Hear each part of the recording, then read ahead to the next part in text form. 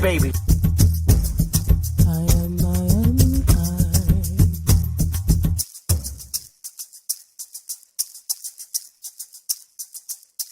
A real Indian, American Indian is me, not from Africa. Remember that.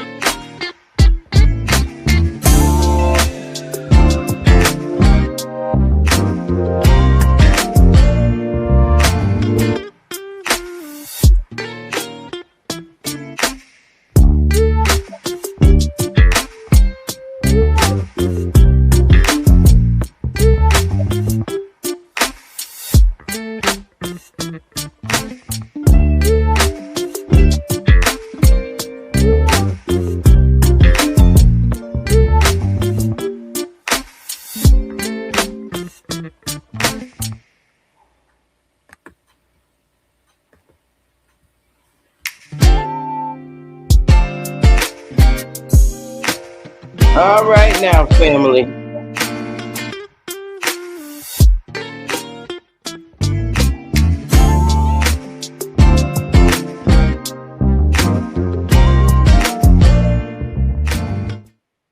All right now, family. What's going on? Hey, happy Sunday. Hey. I figured I'd come in because a lot of times, you really want to express. And the best place to express is when you're in your own lane, But I love watching Smoke Show. I do. I really do love watching Smoke Show. It just needs to be a little bit more controlled. That's all. On the panel. I don't know. I think it's a mental thing with our people where, and it's very bad. It's a bad habit. of not letting people finish their statements before you respond. Cutting off somebody is just totally disrespectful. And it also signals that you don't want certain information to get out when you cut somebody off in the middle of them explaining things to you. I think that's the most rudest thing. And our people are just not trained in that manner. They just cut you off in the middle of you talking, and that's rude. Those type of people, I put their ass in the back to the person on my panel finish saying what they have to say. Because I think even if you don't like what people state or say, it's cool. You could disagree with them, but don't cut them off because we got to listen to your ass too. And we not going to believe what your ass say either. So, you don't have to always agree with somebody, but hear them out. That's called respect. You don't have to accept it. You don't. But what you can do is respect it. And I respect a lot of things. And if I don't respect it, I just stay away from it, bottom line. But that's a habit that our people have to break out of, learning to agree to disagree. One thing I did learn is in life, and I've always very strong at not allowing people to enforce me into their beliefs and into their groups, because I always maintain my own individual feelings about something and someone. Like if you hate a person, that doesn't mean because I like you and I love you that I'm going to hate that person. Okay? That's not how I operate. And it's sad that that's how the world pretty much operates. This is why I don't get in cliques. When you're to me, when you stand alone, you're a strong soldier. And when you can do that, can't nobody force you or influence you into doing something you don't want to do. Seriously. And I don't wish no ill will on nobody generally, but I can honestly say I like to see, rather than um, enforce vengeance on somebody, it looks more pleasing to see them fall in their own fucking traps. I'm serious about that shit. And I'm sorry, people should say, "Oh, Sister Bethy, you shouldn't say that." No, I mean that shit because I don't like to get revenge on nobody in a physical, unwanted, warlike manner.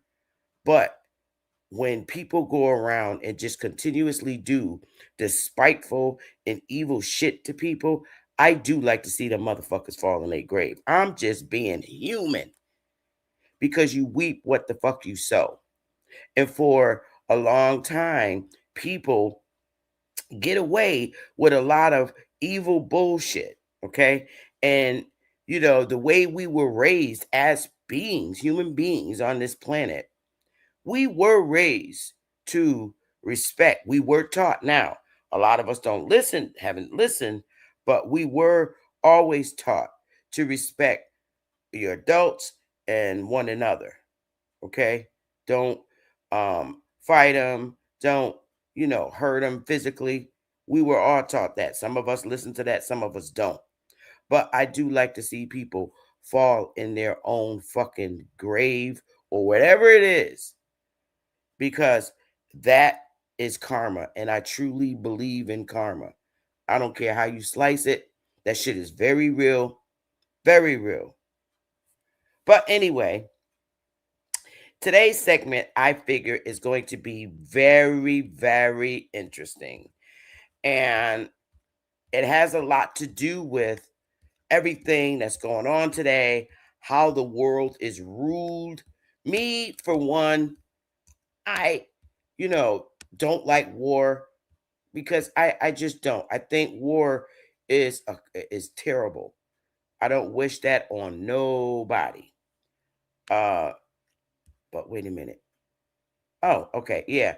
So today, you know, we're gonna talk about the topic. Has Christianity failed many believers, thousands of believers? Okay. So tonight we're asking the question many believers has whispered, but were never allowed to say out loud. Has Christianity failed many believers? Not God, not Jesus, not faith, but the systems, the institutions, the leaders, and the cultures built around Christianity. Because millions of people didn't walk away from God, they walked away from churches that stopped reflecting on Him. So, this conversation isn't about attacking anyone's faith, it's about telling the truth many believers already feel in their spirit. And that's a fact. And I ask these questions. I do. When you grow, when you get older, you begin to ask real questions. And if you are not allowed to ask questions in a congregation and then deemed a troublemaker just because, you know, the pastor, first of all, I'm sorry, and I'm keeping it raw, and there's going to be some potty mouth using because I'm Sister Bethy. This is my channel. It's connected with my newspaper. It's my show. And if you don't like it, you can just leave because I'm going to say what I'm going to say. So, um, uh, I, I just feel like that's one of the biggest problems in our community as a people. And when I hear people in my community, of course, that are American Indians, Aborigines, whatever, here in the United States and America, period. When I hear them speak about Christianity and they know that Christianity was introduced to this landmass, period. It was brought by people not from this land.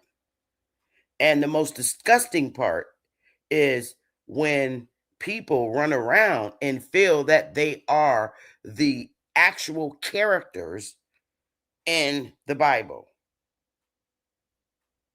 They do. And then they begin to claim uh, identities in the Bible that does not match them, point blank, period. And that's shameful to me. And it comes with reading and comprehension problems, and also being indoctrinated to the point where they can't see outside their indoctrination. And that's a real poison. So, Christianity, what they're saying, didn't fail, but Christian institutions did. Okay? I'm not saying God failed people, Jesus failed people, faith failed people.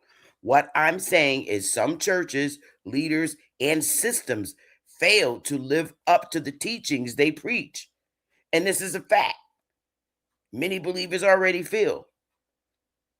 Many believers feel failed because of one, hypocrisy in leadership. People see pastors preaching purity, but living double lives. Leaders demanding obedience, but abusing power. Churches collecting money, but not helping the community. This and this creates spiritual betrayal. Number two, fear-based teachings instead of empowerment. Many grew up with hell threats, shame, guilt, fear of questioning, fear of thinking for themselves, and that damages people emotionally.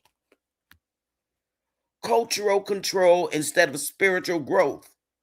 Some churches became political machines, social control centers, places of judgment, places of gossip, places of hierarchy, instead of places of healing.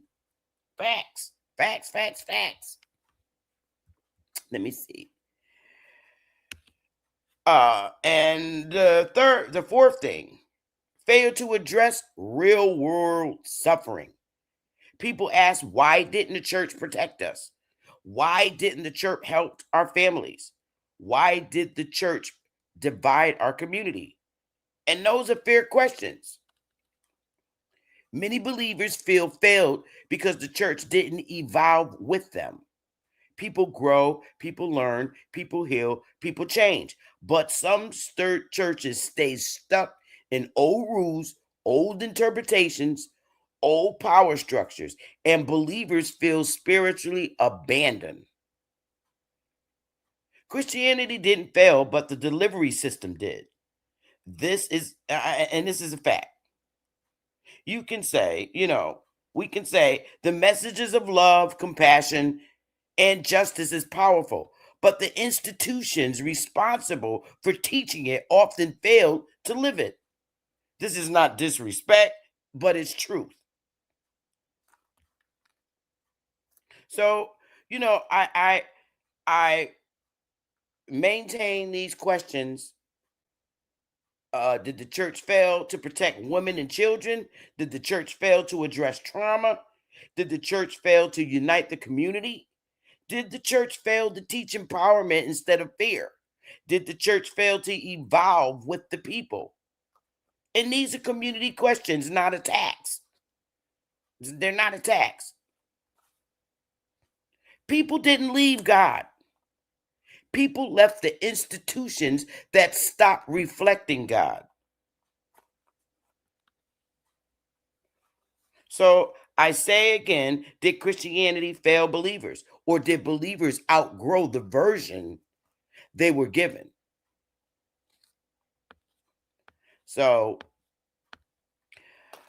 I, move on. Let me see. Let me just take a 2-second break and see if y'all with me. Give me a 1 if y'all are still with me. Um, uh, give me a 1. I know it's showing that 629 people are watching. Hey, Original Intellect, Bridget. Oh, hey, Lou. Let's see who else we got here. Oh, Trey Wilson. Seeing a lot of people that I've never known before. And welcome to my channel. If you're new, Whitmore, I can't see how to. David. Oh, I say, hey, John. Hey. Oh, hey, Mookie. Abadola. D. Allen Warren.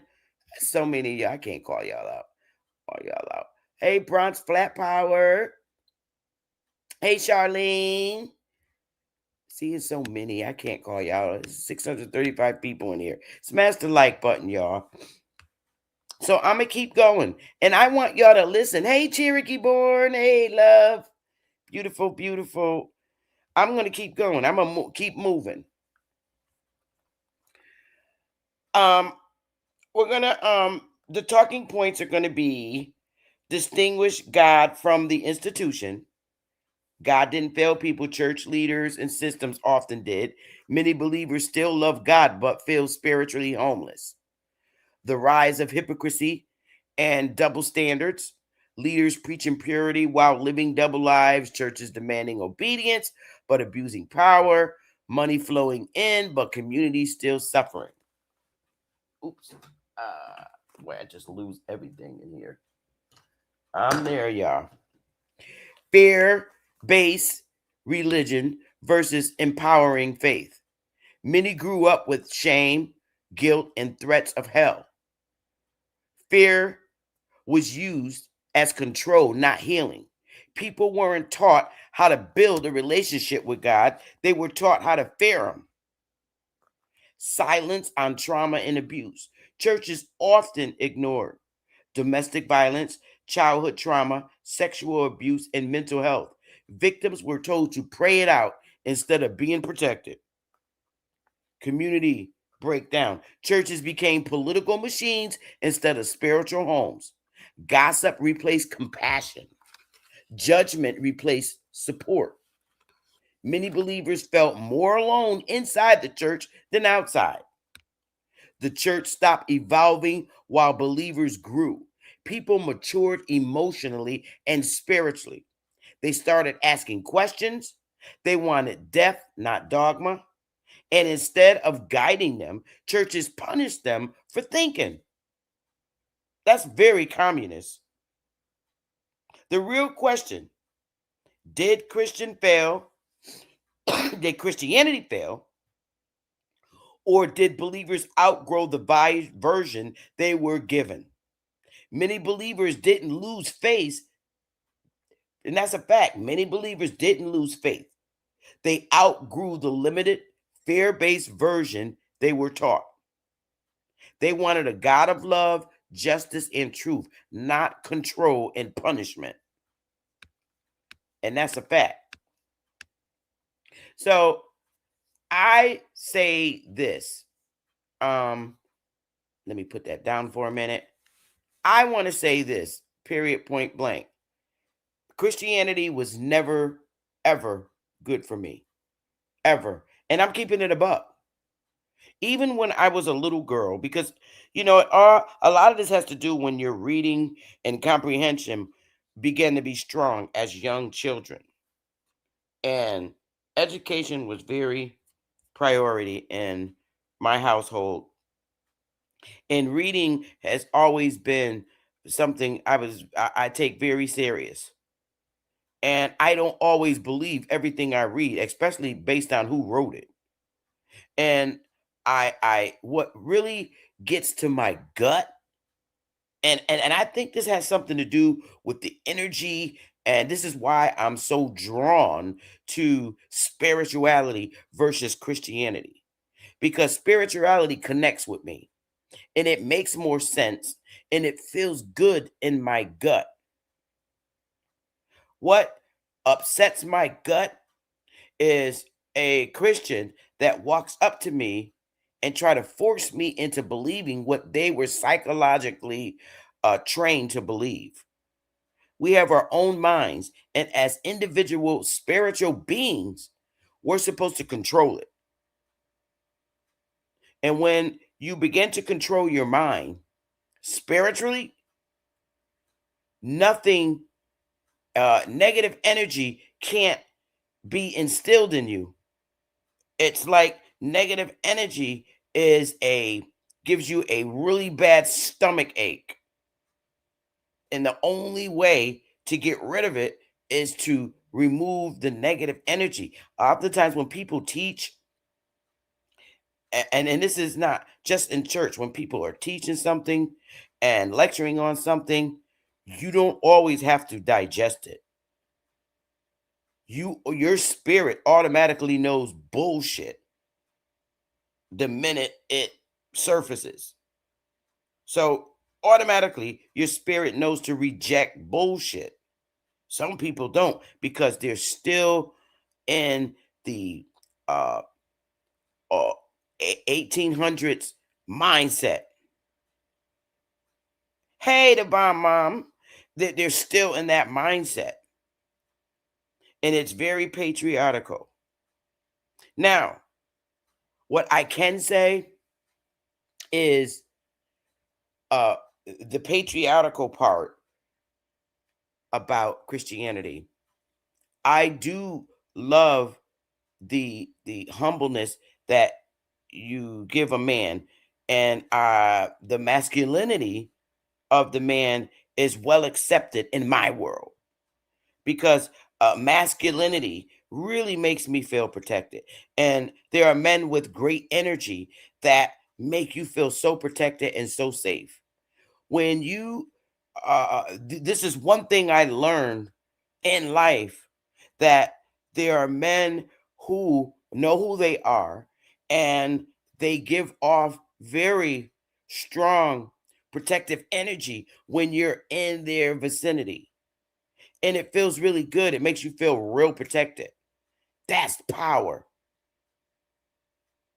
Really, that, and you know it. All women know that feeling that they get from a masculine man that gives off very strong protective energy. It's the best feeling in the world given to a woman. And I'm not talking about busting nuts. I'm talking about real, real masculine, strong energy that makes you feel protected. And you know it based on the hugs that they give you. That's a mental fact. And I don't care what nobody say. These are things that we should have been taught. I wish when I was a little girl, I was handed a book on Taoism. And I'm keeping it a buck. I wish I was handed a book on Taoism rather than a Bible. Seriously. Because I always say this. We were indoctrinated to believe in the God, the Son, and the Holy Spirit. And the pictures that were placed in our mind, no matter what your race is, was always presented as a white guy. So imagine all the millions of people with brown skin and believing those pictures. And they even had them in the church. They literally had pictures of Jesus in the church when I was coming up. And it was a picture of a white man on a cross. So millions of brown-skinned people across the world literally psychologically believed that that was God's son who Mary had the baby. And that really, do you know what that does to not only a child, but to a man who is not of that race? It does a lot of psychological harm, and it does a lot with breaking up many families and marriages. That's why it was so difficult for me to pray, because I said, why am I praying? It doesn't make sense. The story never made sense to me. It was never anybody that looked like me that I had to pray to. And that was the problem with me as a kid. And I tried till I was in tears, try to learn how to pray, trying to do like the shouting in church. And it bothered me.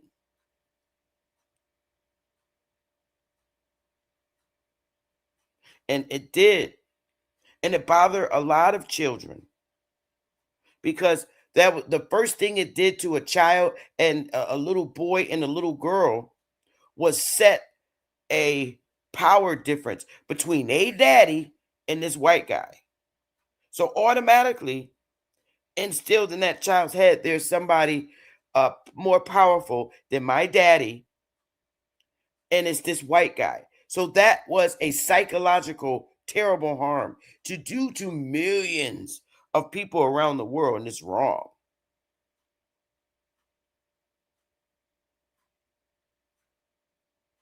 It's very wrong.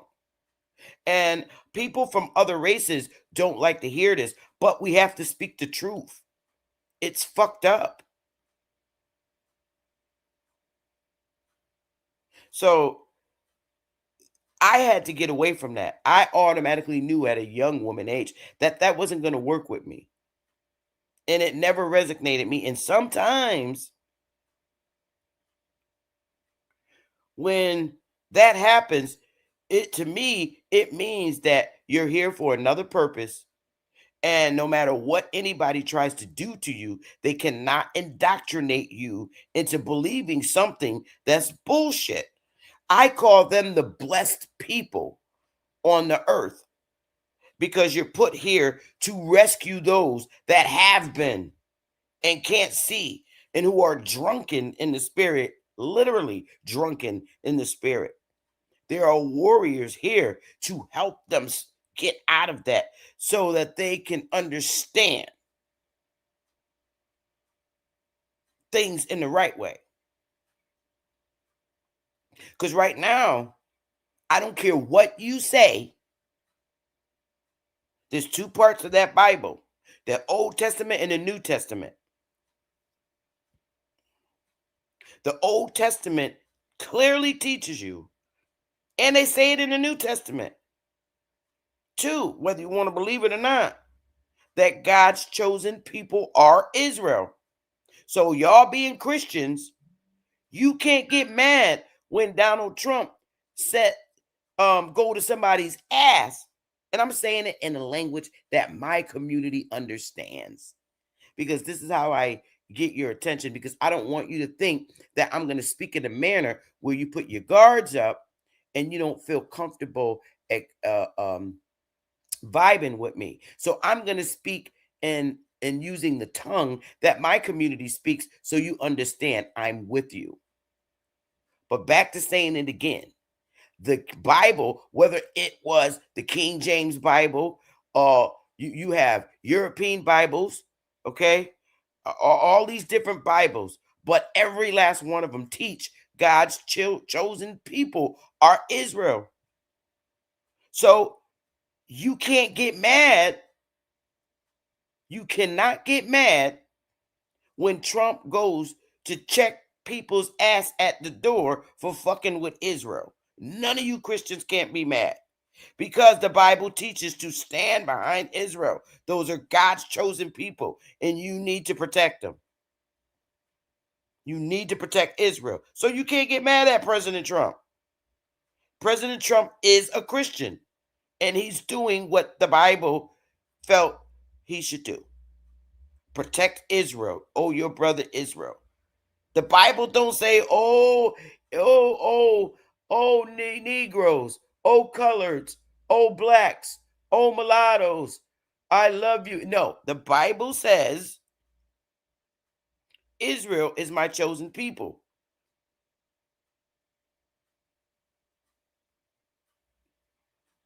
And now you got people that try, well, you don't understand Israel. It's really a metaphoric. Nah, man, don't come with the bullshit. This is why I got out and wish that I was handed a book on Taoism. Because understand this. Understand this. And this is what you need to understand. And what I've come to learn. You don't have to believe it if you don't want to. But I know for a fact,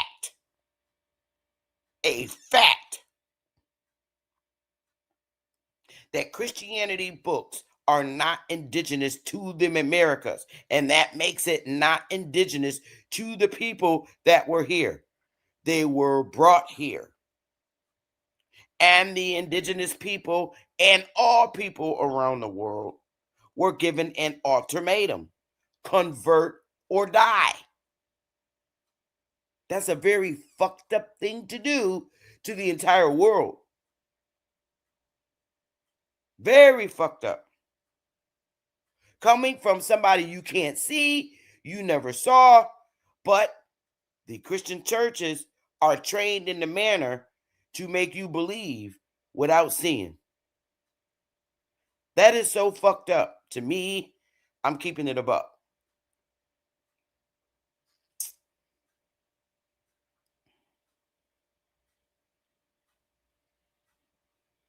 So I'm going to say, there are people in this world. Now, the church label them as devils, angels, and devil followers and bad people. But that's the church. And that's cool. But there are people here to help you get out and overcome your indoctrination. Because indoctrination can keep you at a low state. It certainly can.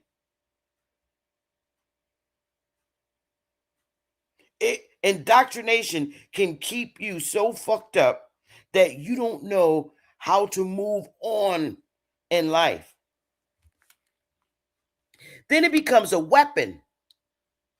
Oh, you don't want to get down with this? Okay, I'll make sure you don't have no good career. That's fucked up. But those are the same people that I'm waiting to see fall in their grave, because those kind of people do not live very long lives. They don't. I don't care what you say. The ones that weaponize the Bible and do things like that, they don't live long lives. I don't give a fuck how much they pray. And I'm going to tell you why. Because Christianity does not teach you the truth. And that's a fact. You can be so fucking indoctrinated to the point where you don't even know who the fuck you are. Have you ever thought about you could be the God? And your power is just been your power has just been put on hold or sustained or diminished temporarily because you done got fucked up and indoctrinated to the point where you lost your spiritual power.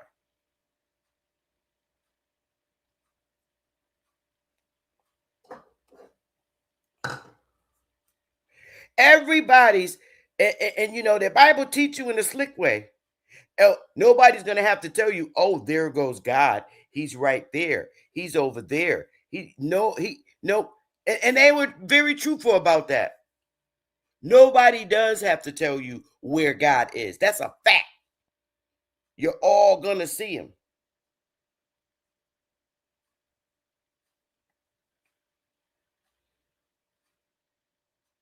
Have you ever thought that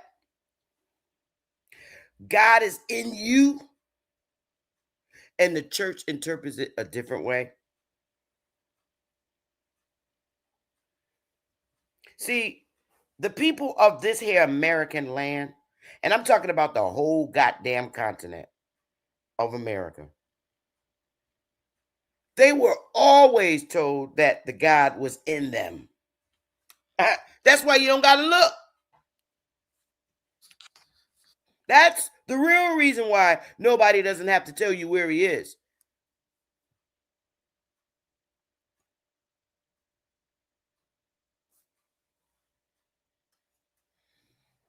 Have you ever thought that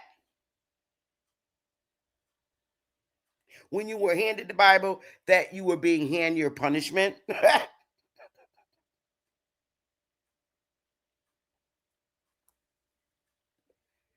Because all it's ever been was a weaponization and used to weaponize you.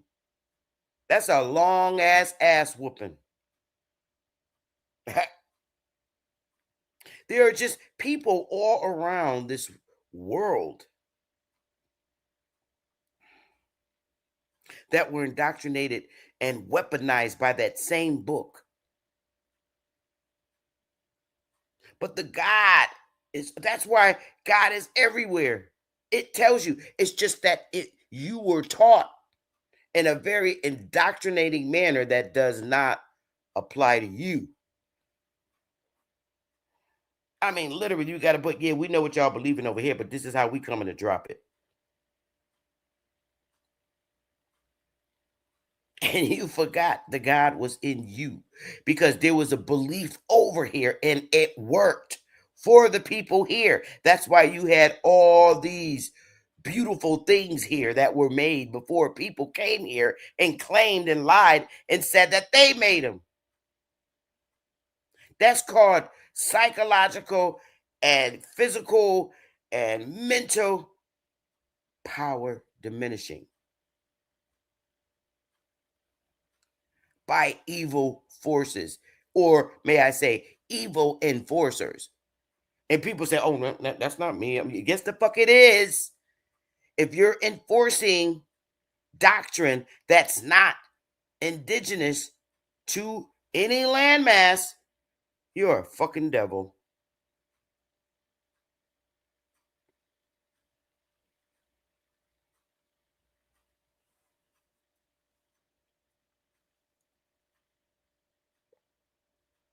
But the beautiful thing about all this, your power, how to get your power restored is very simple, and it's always been in you. And it took a long time to learn this. Now, you can say, oh boy, here she come with another indoctrinating story. No, because I'm not teaching you about Jesus and a mediator. Christian books teach about a mediator between you getting to the God in you. The mediator is there to block you from getting to him. Listen.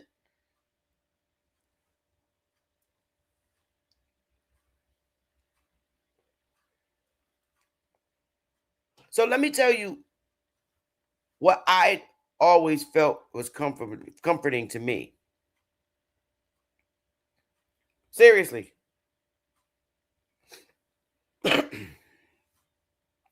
Taoism is very ancient. Now, I'm not saying it doesn't replace God. It gets you to the God in you. And that's a fact.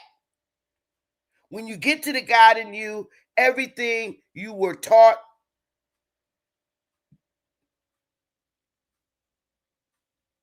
is diminished and no longer a curse.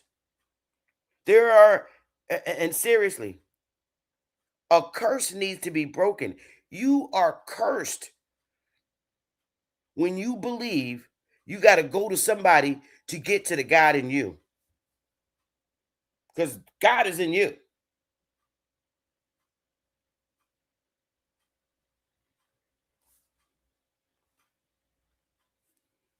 The God lives in you, but it was blocked by a mediator.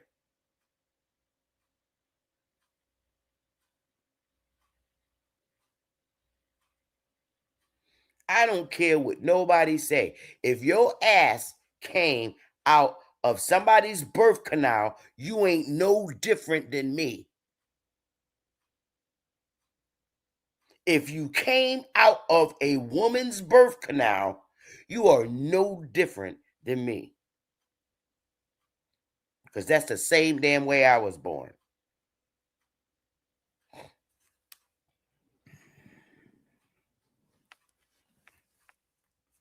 I don't believe in supernatural coochies. I'm serious. Sorry, not buying it. Don't nobody got no damn supernatural coochie that's gonna drop a supernatural being that can come on earth and and open up seas and shit. Get the fuck out of here, man. I'm sorry, I'm not buying it. And I have never bought it.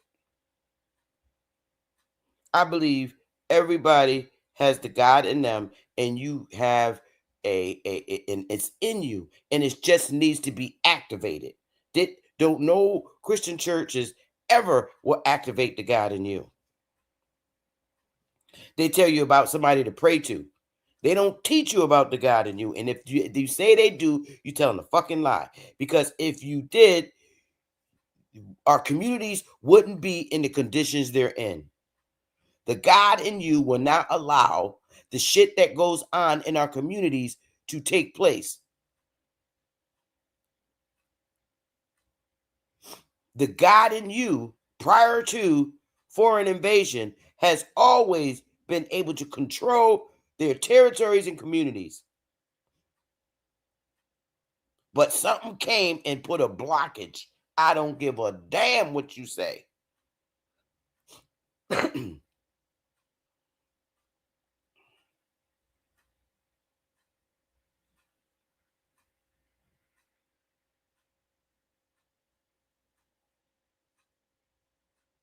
Invading the land is not, is horrifying.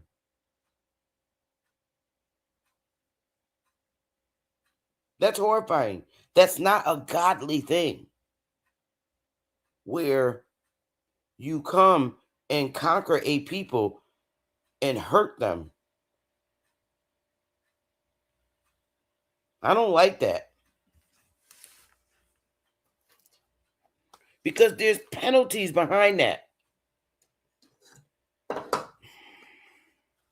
When you find the God in you, it is difficult for a foreign object to penetrate you. Because once you find the God in you, you're going to know. and remember the long ass punishment you had. And you don't ever want to go back there. You've been punished long enough to know not to give nobody no fucking second chance. So let me just talk a little bit about Taoism. Taoism doesn't replace God. It brings you back to the part of you where God already lives.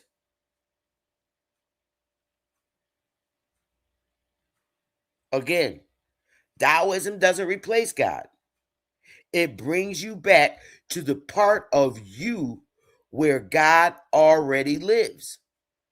Taoism teaches quiet mind, clear heart, inner alignment, natural flow, self-awareness, harmony with the way.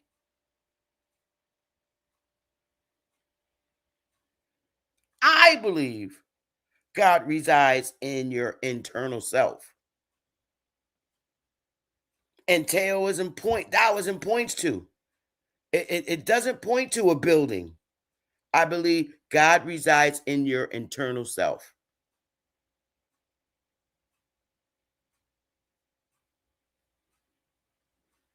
Taoism doesn't point to a building, an institution, a hierarchy. It doesn't point to fear, not guilt, but the inner place where the truth lives. That's why Taoism feels like home to me, because it teaches me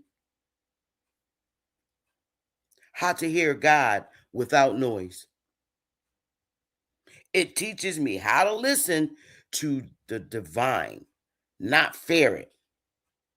Christianity as a practice in many churches often teaches fear, shame, obedience, guilt, punishment, hierarchy. But Taoism teaches stillness, clarity, self-knowledge, balance, compassion, and inner truth. It doesn't teach you to run from God. I run from noise. And Taoism gives you silence, the kind where you can actually hear your own spirit. Without self-knowledge, you'll never find the God in you, because you were never told that's where he resides. Every time and that's a fact. When you pray to God, the first thing people do is look up in the sky. That's the wrong direction.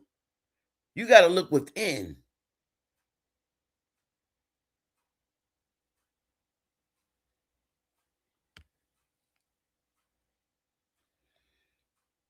And Taoism aligns with the idea that God is not outside you, God is within you.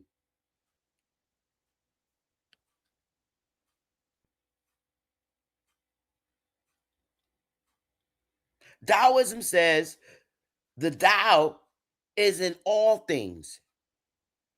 Christian mystics say the kingdom of God is within you. You're not choosing between God and Taoism, and we're not. You're choosing a path that helps you connect with God more clearly.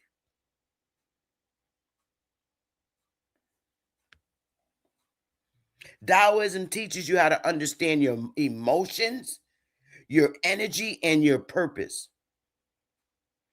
Many of us been through trauma, pressure, injustice, survival, and transformation.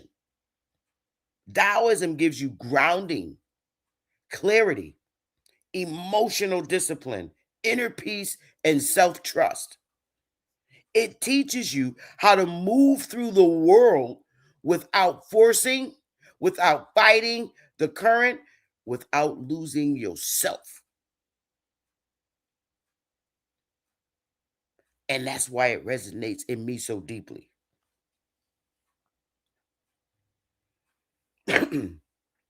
Taoism doesn't demand belief. It invites understanding. Christianity often says, believe this. Taoism says, observe yourself. Christianity says, follow the rules. Taoism says, follow the way. Christianity says, obey. Taoism says, align. Now, we're not rejecting God. We're rejecting systems that disconnect you from God.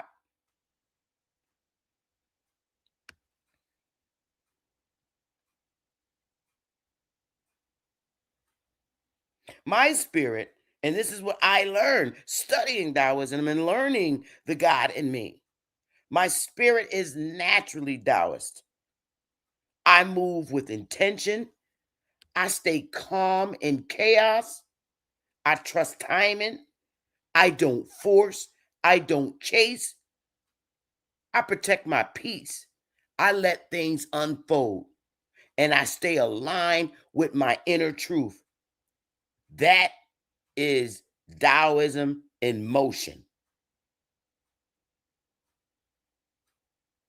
I'm not practicing Taoism. I am Taoism.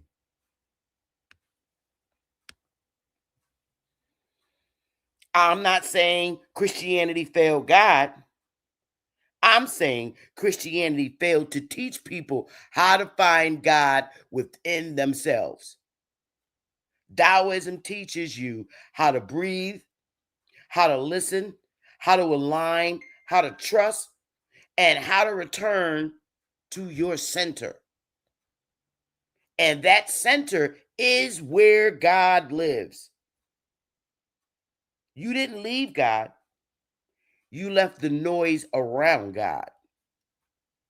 And Taoism brought me back to the quiet place where my spirit can finally hear.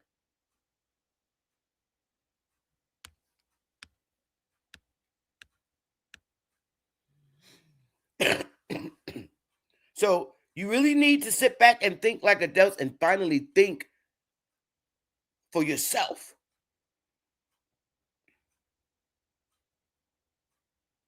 The Bible does teach that Israel is God's chosen people. This is a biblical fact, not an opinion.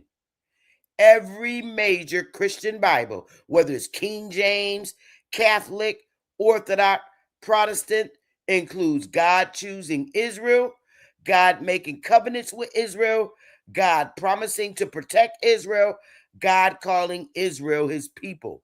So yes, Christians who read the Bible know this.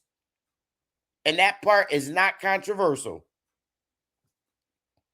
The disagreement comes from different Christian interpretations, not from the Bible itself.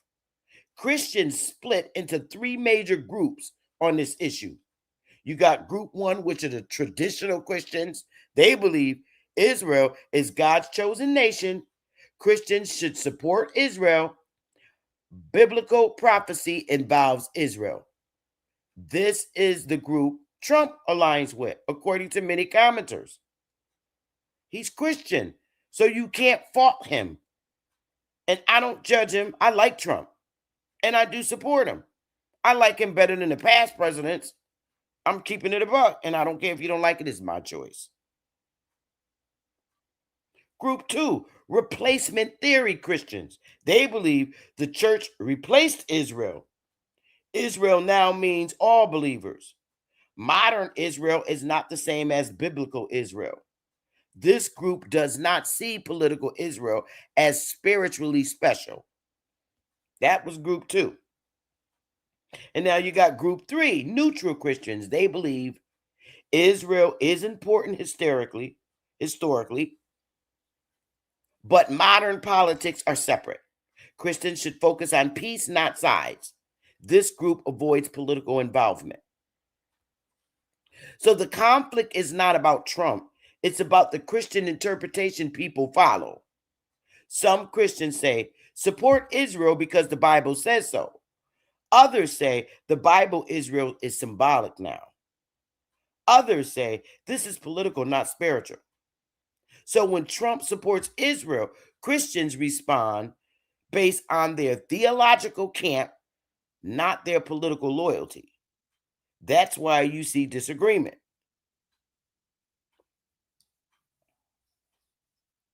If someone believes the Bible literally, then supporting Israel makes sense to them.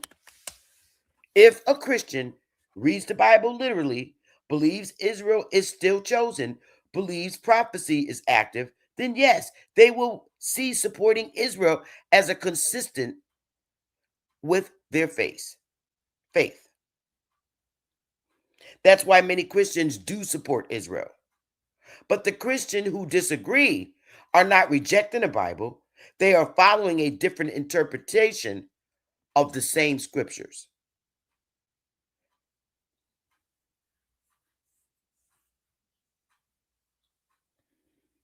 Now, I'm just going to state it in a respectful and factual line.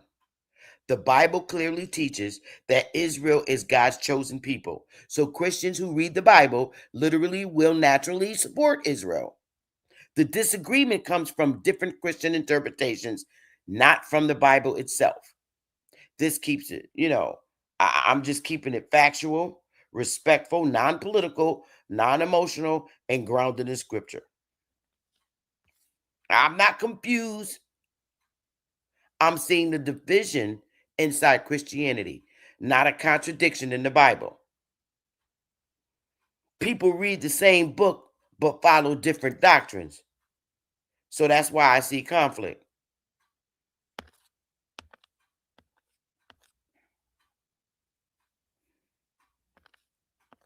So I, I say that and end there because I'm not trying to stay on here all day. I'm not. And I'm just keeping it a buck. Hey, Black Wolf. Hey, Empress Namaste, pretty girl. Oh, we got a lot of folks in here. So I really, really, let me tell you guys something before I open the panel. People say, oh, Sister Bethy always, go on the Smoke channel. I really, from the day I met Smoke and Superman, and I'm keeping it a buck, it's their spirits. And I'm keeping it a buck. They're just very genuine brothers. And I love Smoke, not in a romantic way or anything like that. Sometimes your energy just feels real compassionate for a person because I'm the type of person where I see people's potential and feel badly because they don't pursue it. But you can't make people pursue things that they don't want to. And that's a fact. I just see greater potential in Smoke Signals channel. And I sent him a email yesterday. Let me share it with you before I open up the panel on the setup that I just swear on for Smoke. And I know he would be really, really great at it if Smoke's channel was set up like this. Let me do a share screen because I really do. And I like the folks that be in his chat room and on his panel. It's fun. To me, it's fun. So let me do a share. Oop, that's the wrong button. Let me do a share screen really quickly. And I am going to manifest that his channel grows in a manner it should. Now, why? Okay, share screen. There it is. If you look at this setup, right? Smoke, from the time he started his channels, always had main co-hosts on his channel. I swear, I can literally see Superman over there on the left, Smoke in the middle, and a daily guest on the right. One daily guest. You don't need a bunch of niggas on the panel. But, and I'm going to go and get pull their channel up so you could hear it. And I swear, if this reminds me of Smoke's new setup, I don't know, man. If I'm telling you, if I ever get rich, I'm fucking buying Smoke this setup so he can set up his channel when he go live. And he in the middle, I can see Smoke in the middle, checking shit at the door because of his style of dropping Jews. I swear by this. If I ever get rich, I am going to buy this setup for Smoke for his channel. Seriously. But I'm going to pull their channel up. Stop sharing.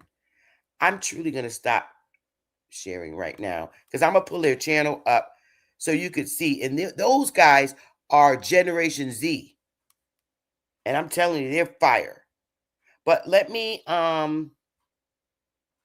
first put the link in the chat because I'm not going to stay on very long. I'm truly not, but you know, this is something really cool to keep going on Smoke's channel as long as certain people are not on a panel to destroy it. Sometimes I feel people are just put there to destroy the good things that people got going. I'm serious. Let me go and pin this to the top. Pin message to the top. Okay, there it is. This thing is way behind madly. So I'm going to give you a few minutes to get up here. And I'm also going to find, just give me a minute if I'm not in the back to get you. Because I'm going to take a ladies break. And when I come back, I'm going to find that channel so you could really understand how I see Smoke's channel. I swear that man has I'm silly. He has the ability to grow. But if he don't want to, can't force. So I'll be right back, you guys. If you click the link is pinned to the top. If you want to come on the panel, and I'll be back.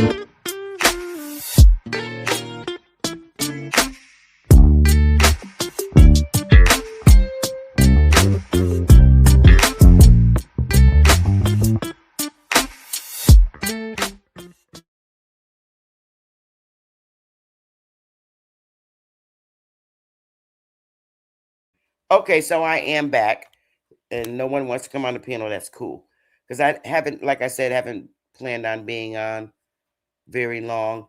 But I want to share, like, a group of guys where I really truly see Smoke.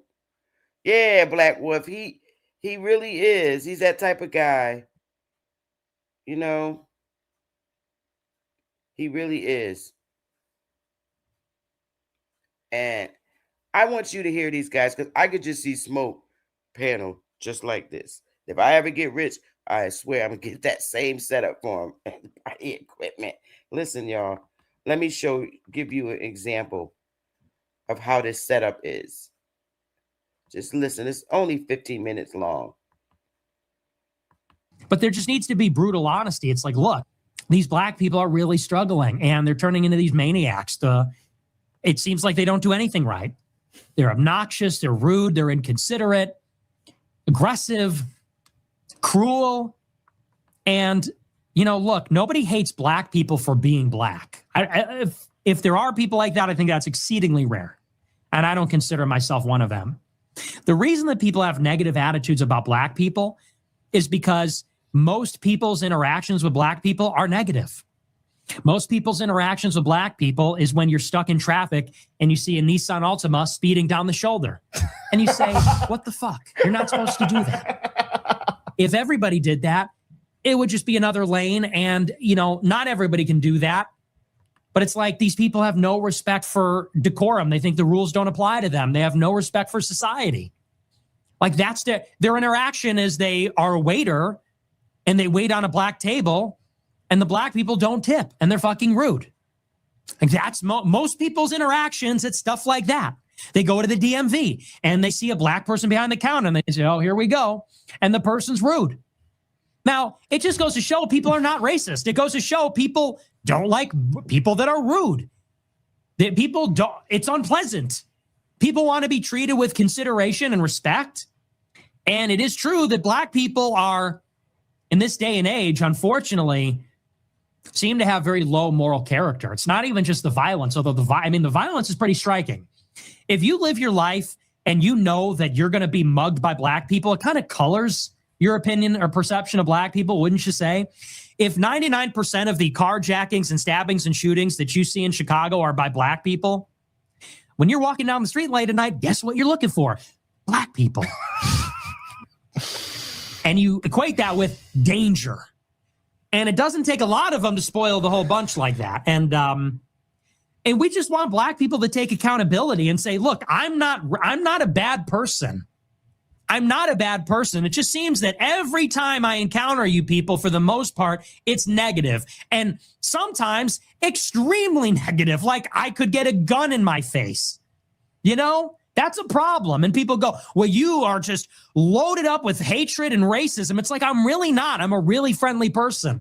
I'm a really polite, friendly person. I give everybody a chance. But if I'm someplace and I see some black person walking in with their pants sagging and they can't articulate what their problem is or what they need, and they're rude and they're aggressive and I'm in fear for my life, like, yeah, I have a problem with all of that. And people go, and these black people go, well, you're racist, you're racist. It's like, no, I just hate inconsiderate behavior. If black people were super well behaved, we would be racist in the other direction. We'd say, black people, oh, yes, dude, yes. My day is about to turn around for the better. What can I help you with, sir? Please, come right on in. Man. Why is he this good? Oh, my God, bro. Oh my God, bro. Hey, this crazy for real, bro. Why do you enjoy that so much? Hey, bro. Nah, I ain't gonna lie, he had crazy, some points. Bro. I won't lie, he made a lot of valid points. Nigga's crazy, bro. Oh my gosh. Ooh, I gotta see the comments after this, bro. I think he made a lot of valid points. Wow, bro. Like, I have a problem with all of that. And people go, and these black people go, well, you're racist, you're racist. It's like, no, I just hate inconsiderate behavior. If black people were super well behaved, we would be racist in the other direction. We'd say, black people, oh, yes, dude, yes. My day is about to turn around for the better. What can I help you with, sir? Please, come right on in. Oh, man, what a relief to see you here. You're a sight for sore eyes. If black people were known for being the best, then we would be racist in the other direction. Oh, finally. So, yeah, that really bothers me. It just bothers me in this damn ass city, because that's all it is in Chicago, is just these black people who can never take accountability. It's always somebody else's fault. That's a good point he ended on right there. To a lot of black people, it is always somebody else's fault. I would say, this is what I'll say. Okay, click that. Go click that tweet. She's black. Click this tweet. Click the tweet. Yes, this is what I was getting ready to say. There's two different races of black people here. We have regular black people, like us here, and then we have Gus. And he described option B there. Well, I mean, he lives in Chicago, so I'm sure There's a lot of them there. Yeah. And how But many, there is a difference. Like, I'm sorry, but there is a difference. Hold on. What It's nothing to percent be of sorry us? for. There is a difference. What percent It's of two us? different races of people completely. It is. But what percent of us are? I don't know. A lot. What estimate? I would say 55. nah, 45. not even that high.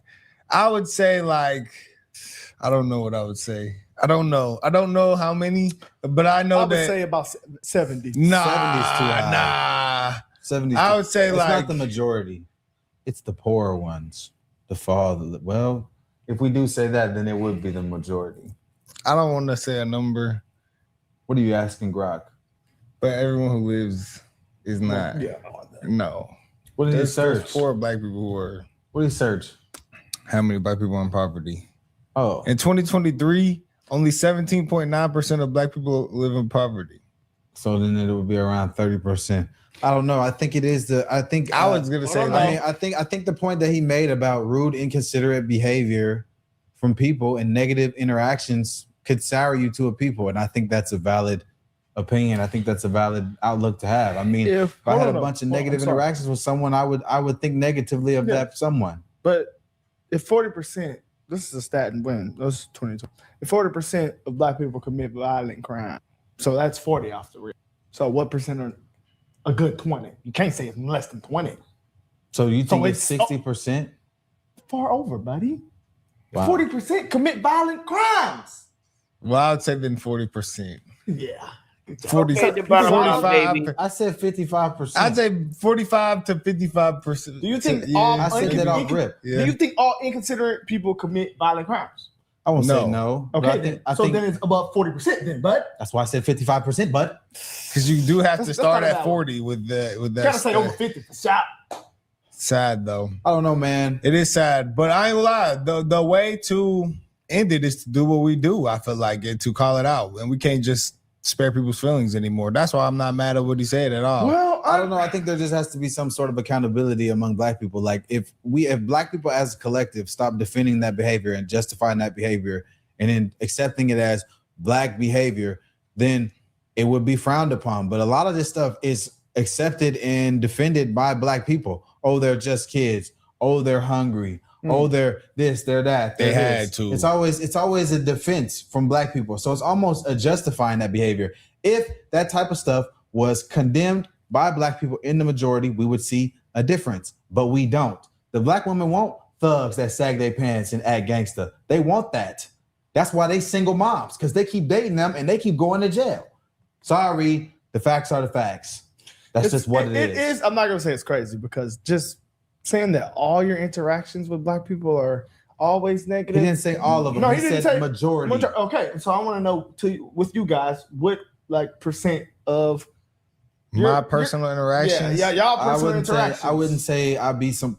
I mean, Is it 50? Is it 60? when I worked at a mall store, I think But what's it? black people were stealing a lot out of the store that I worked at.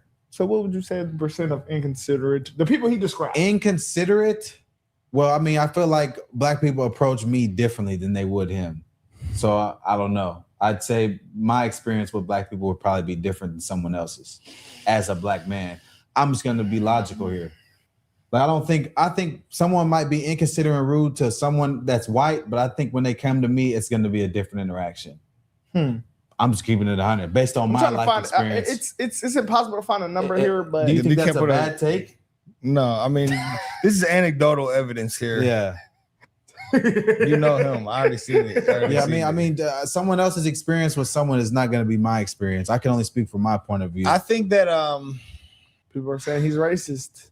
I mean, I don't think he said anything racist. He didn't denigrate. He said this is why people feel. he that just way described based on the these other race of things. people. He did not describe. He described niggas, not black people. I mean, he I just think there is said- a big difference.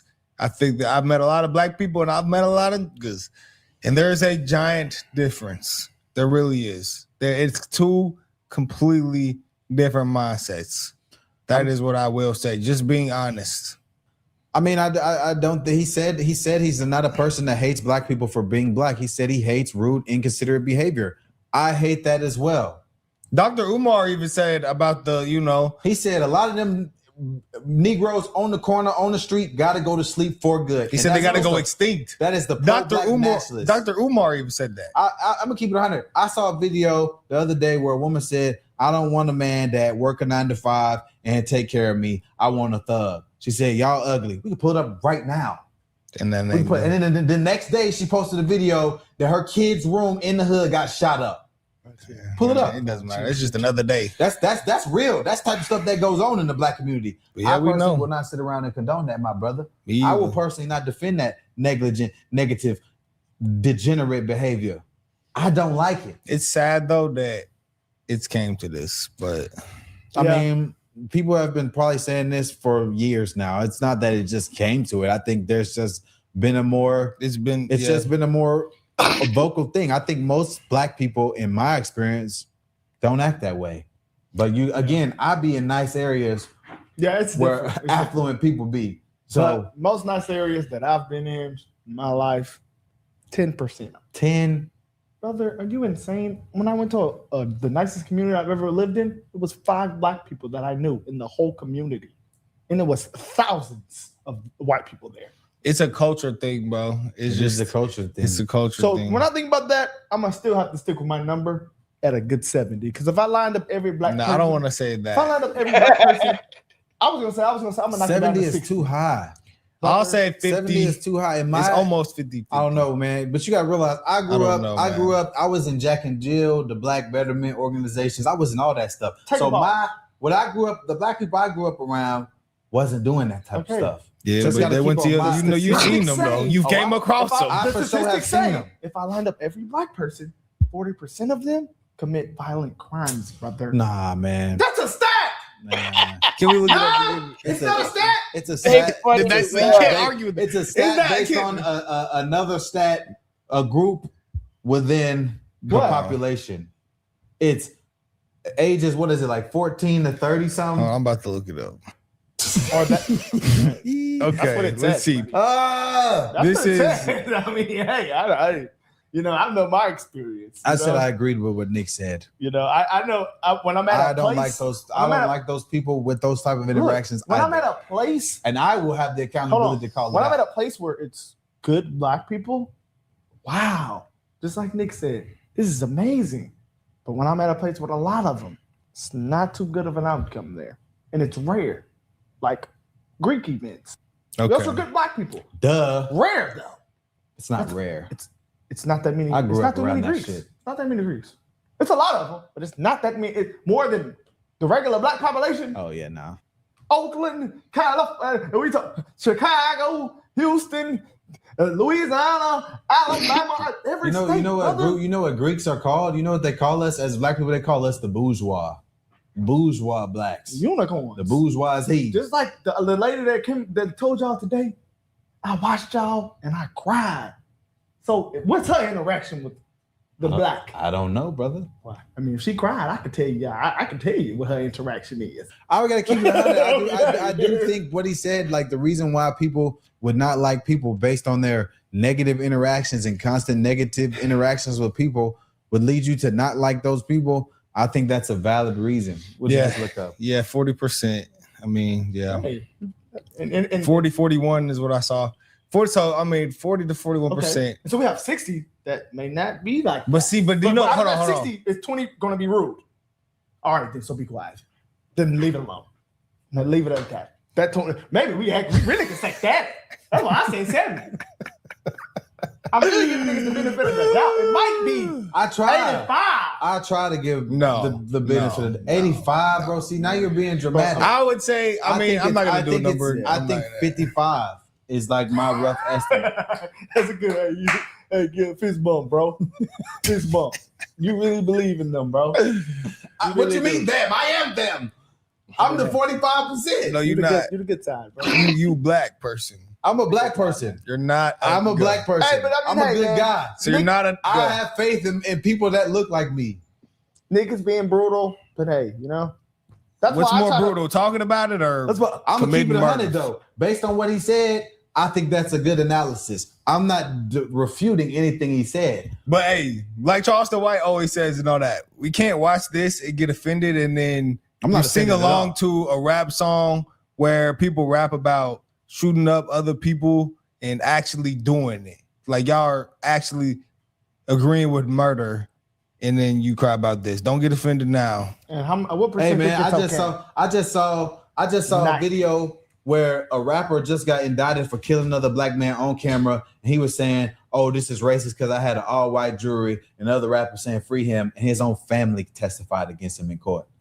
There's no hope for those type of people. 80%. I will never justify those type of people. I'm gonna leave my number at 80%. Wow. We out of here, y'all. He funny. So I just think now, Smoke, you know, I just think, and I pinned their channel to the top. If you look at these young guys, and you know, I have to agree that the white guy, I don't believe he was being racist. He was saying what a lot of white people won't say publicly and turn their camera on. So he was keeping it real. And a lot of points he made is true, because I even experienced it with our people. The rudeness, the behavior, and they're talking about a specific group of our people that really makes it bad for everybody. He's not speaking about all Black people in our community, but they are. He's speaking about, you know, the white kid. They're all Generation Z, and I absolutely love Generation Z and millennials, because Generation Z is really keeping it a buck. Those boys, if you notice their behaviors on the panel, they wasn't cussing each other out, calling each other names, and, you know, threatening each other's lives, because the shit that our men did in the 90s and the 80s, they don't see life that way. And I like their behaviors and I like their setup. And they're really, really great. I think they're awesome. If I have to say, if I had a son, you know, I would want it to be them three, because I really like them. I do. And I'm not saying that everything that the guy said was true and factual, but a lot of it I was able to relate with it. It's true. And you look at that on the behaviors, how on the panels where we can't get points across and it becomes so ugly. And the sad part is the behaviors on our panels are old enough to be these young dudes' dads. And it's fucking crazy. These young guys who are sat disciplined was able to respectfully listen to a story from a white guy in their age group and relate to what he's saying. And I am old enough to be all their mothers, and I can relate to what they're saying. Every time a white person says something about someone in our community, it's not always racism. It's literally the behaviors that are not accepted, and the defensive behaviors make you scared because of what you see on the news, what you see on the TV. That shit is scary. And it so happened that the people that they show on the TV and show on the news getting arrested are people with those physical appearances, the hoodie, the pants hanging down, the bad attitude, all that's shown. Now, am I saying all our young men are like that? Hell no. Because if that's the case, those three guys, brothers that was on the panel, they show a very different behavior versus what we see in our streets and across the world, the states. So they're not talking about all our people, like the dude was saying. We're talking about a specific group that really is a bad influence for our community. So that's what I'm talking about. Hey, Smoke. And I hope Smoke picks this up on his channel and speak about it. But I played that segment because I know Smoke's channel would be awesome if it like that. I'm serious, because Smoke has a really talented way. And I know he's never been no lawyer or prosecutor or things of that nature, but he has a natural gift with the questioning and making reasonable sense. And that's why if anybody ever asks me why I like Smoke's channel, that's why.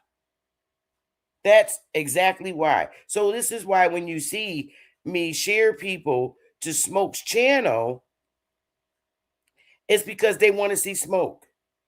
And oftentimes they leave because he's not there, because they really want that segment hosting from him. Yeah, they do have a good panel, Engine Radio. They have great ethics. And I think if we establish that more on our channels so that we could be heard, man, it's okay to get your smoke on or your drink on and have nice conversations. But some people are just severely immature, and those guys are not even in their 30s yet. And they're just so, freaking awesome. And, it's just funny because the guy kept raising the percentage number. It was just so funny. And I like them. I enjoy watching them. Willie turned me on to them. And I really like them three gentlemen. But anyway, I'm going to get out of here. I'm waiting for Smoke to go live. I hope he go live because I'm going to be watching. I think I'm going to run to the store and get me some of that damn Wise butter popcorn so I can have it with my Coke soda because I love popcorn, and sit back and watch Smoke's channel. Smoke, you going live?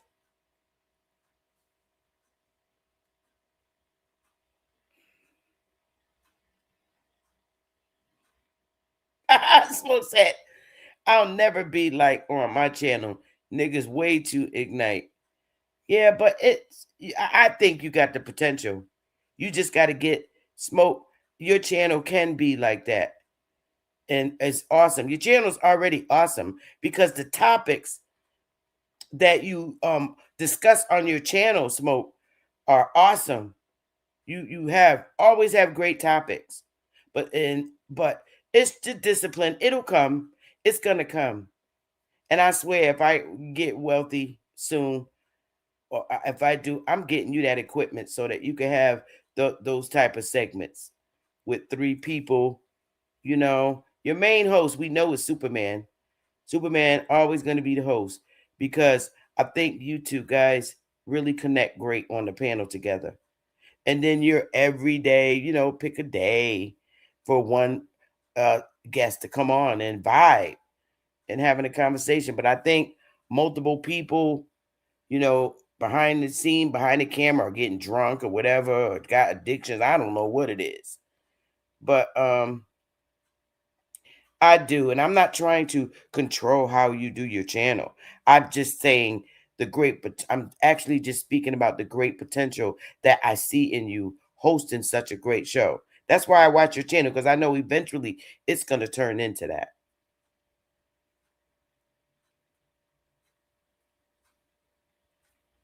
Okay, Engine Radio, he do. Smoke need to get this dream team together, and I'll go with 5 brothers for Smoke. For real. For real. A whole change. I mean, Smoke has the personality where even local news stations, different NBC, ABC, will want to visit his channel. Because if they visit and watch Tariq Nasheed's channel, they damn sure watch Smoke. Because he just have a different vibe. But it's just barriers that I think block Smoke's real potential. And Nami too, being a co-host, and sometimes me, of course. Nami being a co-host too. Don't leave out Nami. The 3 of y'all, that would be just like fire.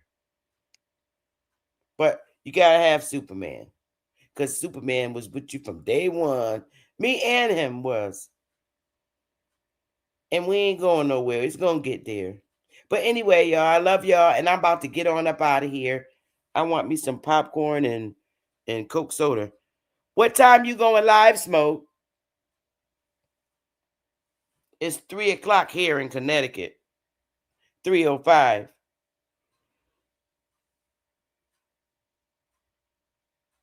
What he said, Nami said that's a damn lie. She need to be a remote control nigga because some of them niggas need to be put in the back. I wish you would give her like access, you know, when BAP's not around, temporary access so that could be more controlled, because we really do be wanting to listen to those conversations and it gets deteriorated by the same damn individual, and that's bad. Because those conversations that y'all be having, you be having on your channel, Smoke, be real interesting.